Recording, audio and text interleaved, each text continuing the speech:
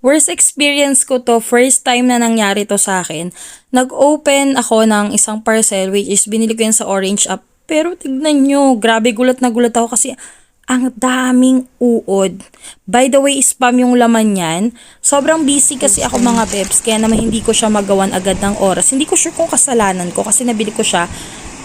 Dumating yan parcel na yan is October 27, October, November, December, which is magto 2 months na. Pero 'di ba kahit sa abroad, pag nagpapadala naman ng package ng mga spa, mga ganyan, is hindi naman inuud. Nagtataka ako, bakit dumating tong parcel kong to is puro uod talaga siya. Diyos ko, worst experience ko. Hindi na yan mauulit. Kasi, Diyos ko, nakaka-alarma. Kaya sa mga bibili din, ingat-ingat din kayo.